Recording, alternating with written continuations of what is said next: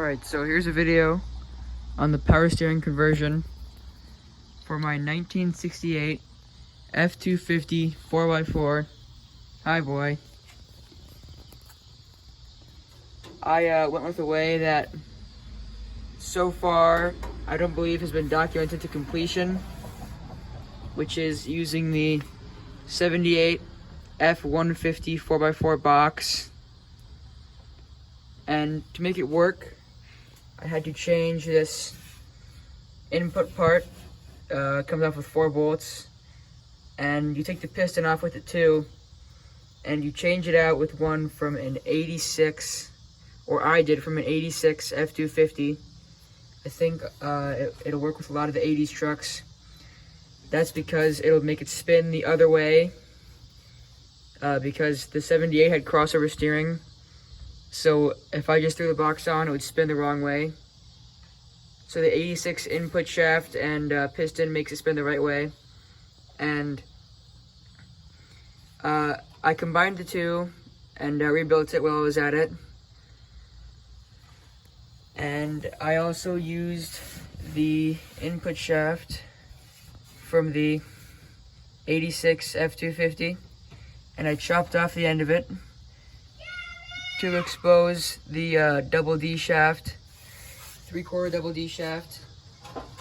And then I got a universal joint from Amazon that couples the double D shaft to this 3/4, I believe, I think 3/4 30 or 36 spline input shaft from the steering column. And then power steering hose to the power steering pump, factory pump, factory brackets, factory pulleys. I put in a new rag joint. And the pitman arm was also a bit tough. So the pitman arm, this is like the ones you'd see on all the 70s trucks.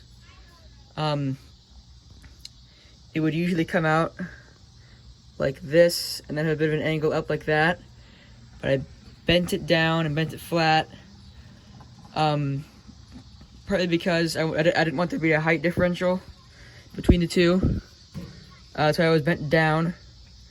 And the reason why this was bent flat with this was because when this thing was angled up, it would kind of angle this tire right out, and it would rub on the tire when you turned it all the way to the right.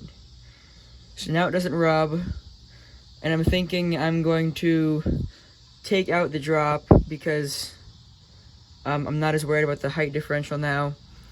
And when I take out the drop, I'll be able to have a bit more steering angle, because it's about what I had before, but it's a little bit less. And I know that when I straighten it out, I'll get it just perfect. For the tie rod, I kind of cobbled it. This tie rod end back here is from the 86 F250. So is the sleeve. And then this tie rod right here is from one of my parts trucks, or my only parts truck, a 69 F250 two-wheel drive. And the reason that these two work together is because this has a bit of an angle, this tie rod has a bit of an angle upwards, and this one has a bit of an angle downwards, so they kind of cancel out with the height differential here, which is pretty nice. And it threads in the sleeve nice, and it's got the right length and everything. And another great thing about this conversion, the cherry on top, was that when I put it all together, I found that my steering wheel was perfectly straight. No adjustment needed there. So, very nice. I was happy with that. Power steering works great. No leaks. For the mounting, I guess I could show that as well. It's 3 bolts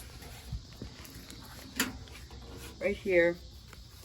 And the reason that I kind of was having the tiny problem with this guy, the tie rod, wanting to hit the tire, was because I couldn't move the box forward any further. because I didn't want, I couldn't go past this part where the cross member goes into the frame, because it would hit this. I already ground a little bit off of this, but I wanted to kind of keep it straight up, and I can't go past this. I didn't want to cut it off too, that'd be stupid. So I bolted it there, drilled the holes, and then on the back side of the frame for reinforcement, I took pieces of 3/8 plate and put on the back, and the other 2 bolts are actually inside of this cross member, up in here. You can't see them, but up in there, and they also have the reinforcement on them. And that is how I put it on my frame. I didn't have to cut anything, nothing like that. So you can do this whole thing without a welder. It's really just about finding parts, you know, interchanging them, putting them together, drilling holes, bolting it on, and really you're good.